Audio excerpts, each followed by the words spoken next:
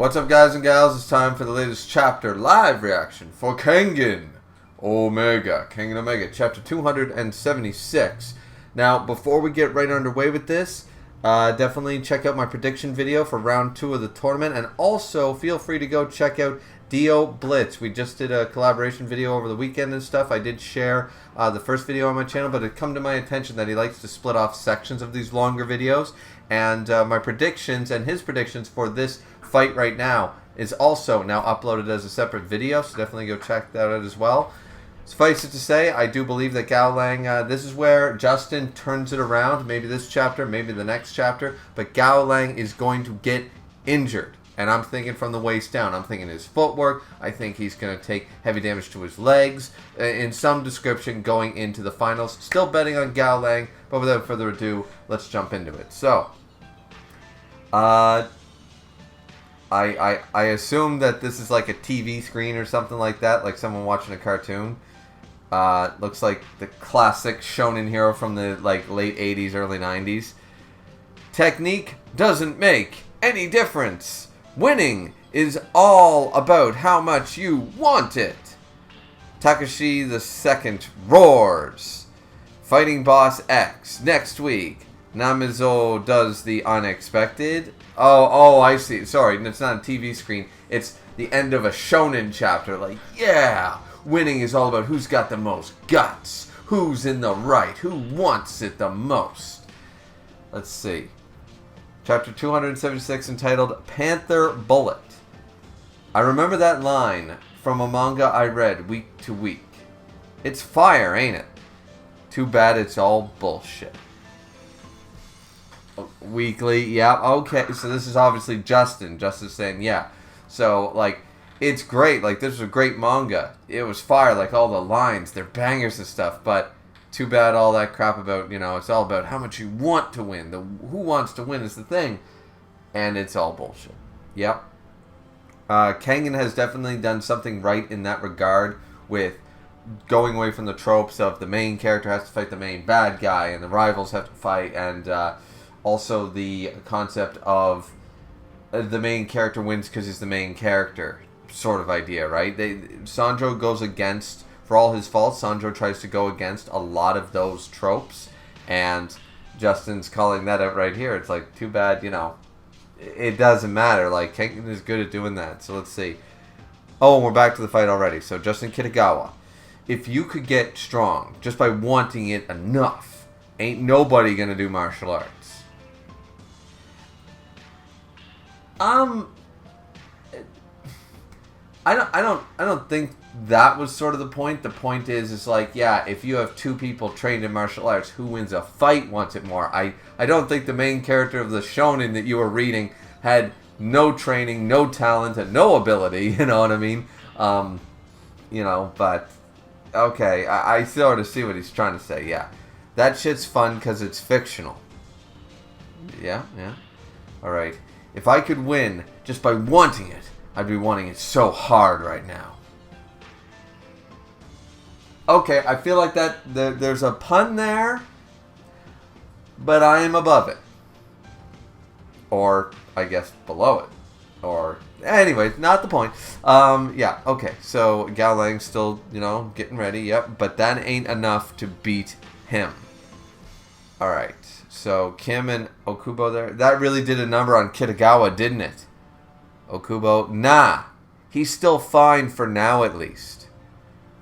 Oh, they're saying that all those heavy hits from Gaolang don't matter. He's got the endurance, he's got the durability. Once again, a lot of people making fun of Justin for the way he attacked Sakigake in fight number 2. I've pushed against that many times, and here's another example of that. What they were showcasing was the man is sort of a Seki. He's got the amateur wrestler. He's like a Seki. He takes all the hits, and he just gets to the defense by taking the hit, and then boom. And we're seeing it. He's taking hits from Gaolang. And he's still and Okubo's saying, he's still good for now. Obviously it accumulates damage, but this is a man who can take a strike. This match is pretty one-sided so far. Kitagawa's gonna want to find a way to turn the tides in his favor. Favor spelt wrong. Gaolang's still in the flicker stance, says Yamagohan. And Kaede says, I guess he's gonna want to stick to outboxing. Yeah, I guess you're right. And let's see. Fight! Fight! Although, that all depends on Kitagawa. He could switch up his tactics for all we know. Huh? What do you mean by that? I mean, that is something he could... Gaolang... Kitagawa has extensive knowledge of how Gaolang fights. Not only did he see the first round, but once again, he is a, national hero and a treasure, and he's world famous and all these things. So Gaolang, how he fights is seen by everyone. How Justin fights, Gaolang has no idea. Let's see. So Toshiro keeps saying, the refs keep saying, fight, fight, fight. Fight! Boom! And Gaolang just walks up and bam! Punches Justin right in the face. And yeah, he takes another big hit, and Justin springs from that hit, trying to grab him. Gaolang, of course, is still, he's got that outbox, he's got that distance, so he can dodge it, and boom! Another strike to the temple. I mean, still, I don't care how tough you are. You take enough hits from a world-class boxer to the skull, you're going to get the brain damage. And the brain damage. And the brain damage. Nice one! He dodged, hit, and backed off. And then we get... Oh, this is a nice panel. I like this drawn panel here where it's just Justin eating hits and trying to defend, and Gaolang just boom, boom, boom, boom, boom, baby. He's just got that fist, and he just keeps going in like precision, like boom, boom, boom, boom, boom, boom, boom, and just every time he's like, I'm gonna guard here, bam, in the face. I'm gonna guard this side, bam, that side. Like, yeah, I like it. That's a good panel. And boom, Justin once again trying to leap, trying to get him. To be fair to Justin, once again, if he gets a hold of Gaolang, and he's going, just like I said, he's going for the waist, he's going for the takedown, he's going for the damage. Gaolang is not about durability and endurance. Gaolang is about striking, and powering through those strikes is sometimes the only way to get to him. He's about speed, and he's about striking. So, I mean, Justin's, lurching forward, trying to get to those legs. It is the smart strategy. Get him on the ground. If you manage a successful getting him on the ground, then... I mean, we've never seen Gaolang actually successfully put on the ground and grappled in that regard. Not that I recall, so... Now, he's hitting, then dodging. Talk about that footwork. He ain't wasting nothing. And boom, once again, talking about that footwork. Another dash, another just, out of the way. And it's another dodge. He's got him read like an open book. Yama said, this is the best strategy a boxer can use against a wrestler. Gaolang's forte is usually infighting. That's true because his blows obviously are much more powerful, if you have but when up against a fighter who specializes in grappling, infighting would open himself up to counterattacks, like Justin already has showcased. This goes to show that Gaolang's on guard against Kitagawa. Well, once again, he said, I will not praise you, nor will I scorn you. I will simply defeat you. The badass line at the end of the last chapter. And boom, Justin seems to be blocking a few of them, but he's still taking a lot of hits. Gaolang's still, of course, a very fast striker. Justin going forward. No, Gaolang backs off. Looks like Kitagawa's having a tough time. The way this match is going, it's got to be affecting him mentally. True enough. You get bored, you get frustrated, do something stupid, and he's got you. Top Gun reference, but that's exactly. The best fighter pilot is Iceman. That's the way he flies. Ice cold, no mistakes. You get sloppy, you get bored, you get frustrated, then you end up making mistakes, and you do something stupid, and he's got you, right? So, that's exactly, like, the mentality of the fighter matters as well. The more frustrated you get, the more sloppy you get, the more your form lacks precision, no matter what style you use. So, and Gaolang's just ready to go with that flicker stance, baby. He's just ready to go. Gaolang Wong Sawat is a tough opponent. He's showing off his skills as a striking specialist. Gaolang's, no, he's still on guard. That is a cold look. That is a cold fucking eye. This is going nowhere. Okay, so Gaolang's still like, no, I'm doing damage, but it's minuscule. None of this is going to take him down. Okubo's explaining. Gaolang's probably noticed by now that he ain't all that damaged considering all the hits that he took. That's because of his neck. A wrestler trains his neck to death, and that pretty much makes him a pretty good shock absorber. Yeah, because a lot of his attacks have been straight for the face, but if his neck is like taking all the weight and stuff, it's cushioning a lot of the blows. Though granted, I'm sorry, those strikes from a world-class boxer to the temple, still rattling his brain. I mean, he's got a concussion. You know, like, seriously. I don't care how much you train your neck muscles. You get smacked in the temple enough, you're getting concussed. But let's see. If he wants to knock out a real wrestler, he's going to have to step in deeper. That's when he's going to take advantage. Okay, is this where he turns it around? All right. He changed up the stance. Oh, he switched up his stance. All right, let's see. Is Gaolang getting ready for an infight? Ha, tanking those hits sure paid off.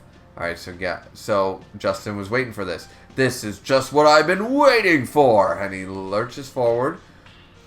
No, he already knows how to dodge your tackle. You can't get Gaolang with that anymore. And boom, yeah, he dodged it.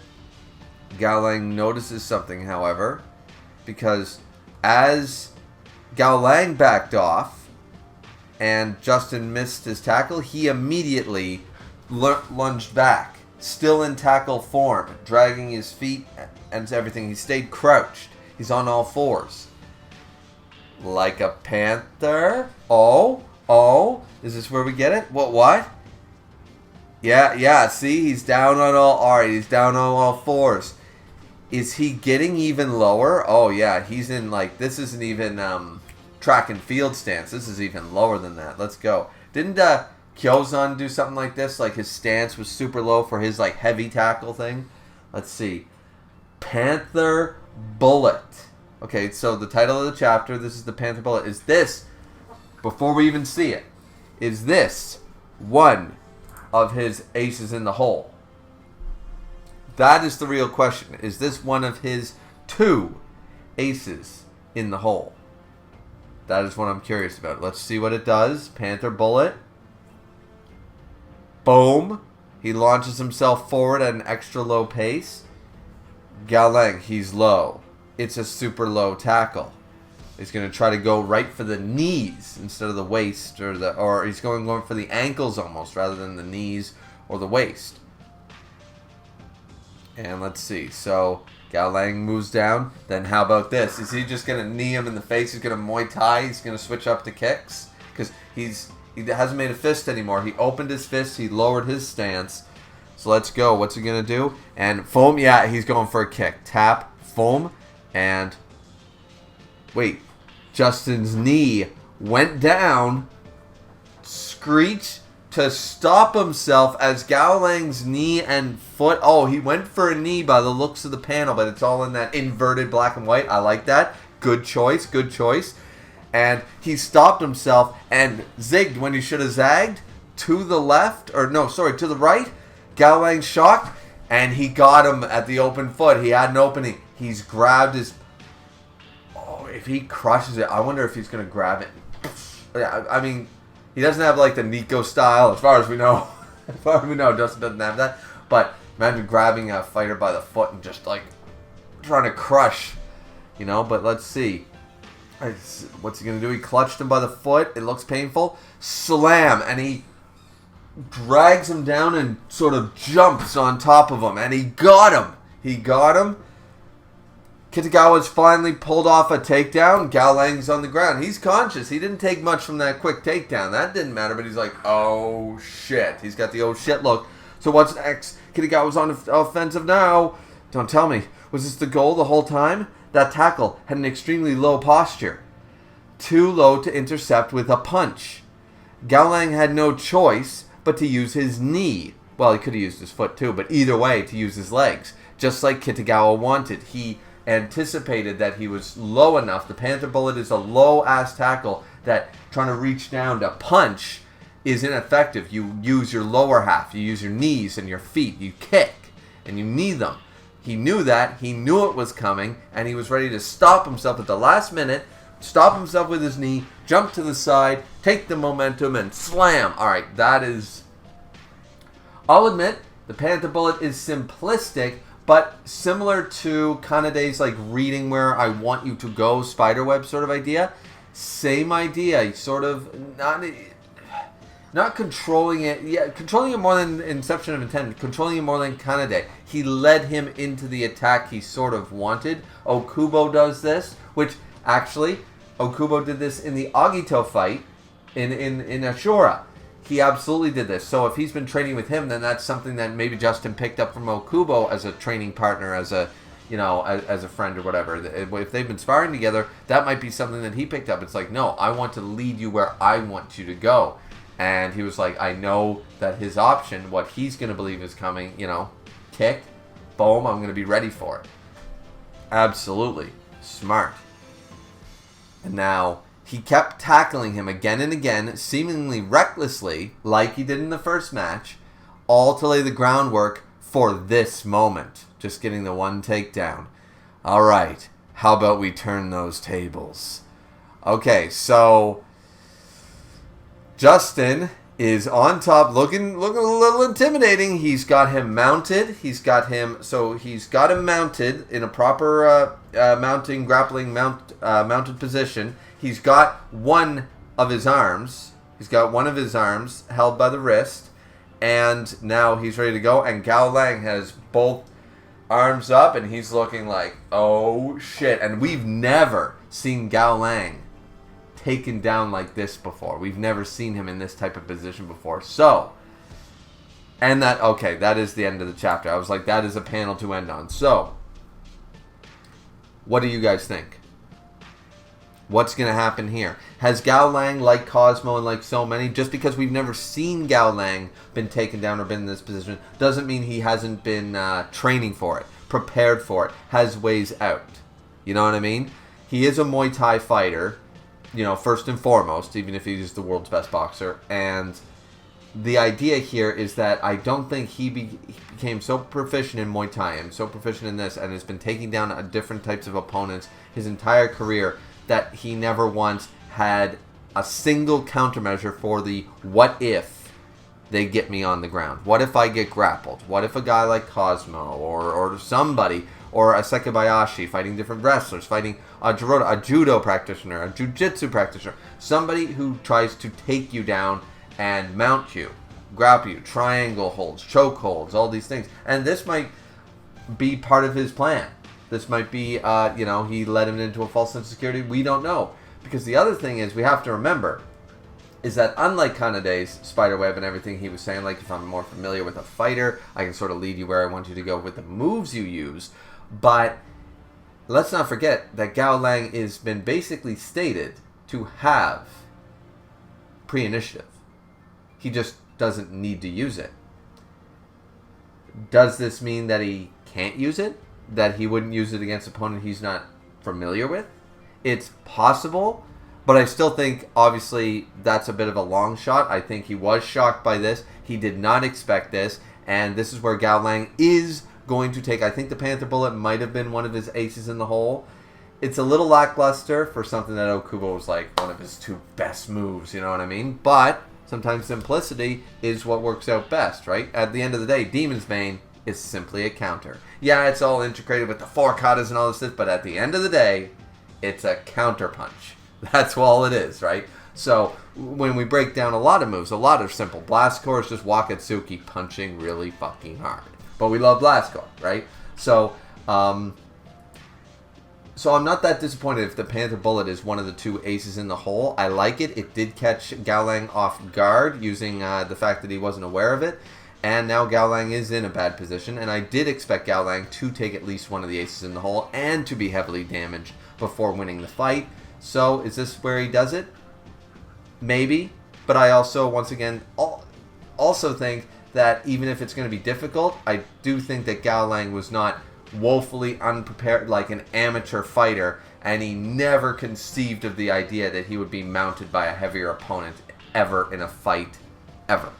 I feel like the man has some type of, whether it works or whether it's difficult to pull off or whether he takes damage doing it or setting it up, I feel like Gaolang can't have gone this long in his career, a veteran fighter and stuff, and never came up with a countermeasure for being mounted on the map before. So anyway, that's just my take. What did you guys think? I love the chapter. The choreography was really good. The pacing was great. The fight is actually a lot of fun. I like the way the fight went. I thought that Justin obviously had to turn it around either this chapter or next chapter. It came this chapter, and I liked it. I liked the simplicity of the Panther Bullet.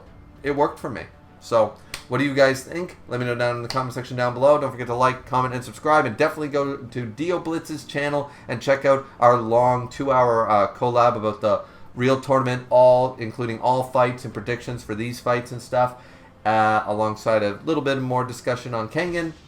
And of course, he already split up part of the video in just talking about our predictions for this fight in particular. I don't know if he's going to do it for the following fight or whatever, but we'll just wait and see. But either way, definitely go check out that video, give that a thumbs up and stuff. And yeah, that's it for me for this Wednesday. Hope you guys enjoyed, and we'll see you back here next week for some more Kengan. Looking forward to it. So far, a good fight. What did you guys think? Sayonara, everybody.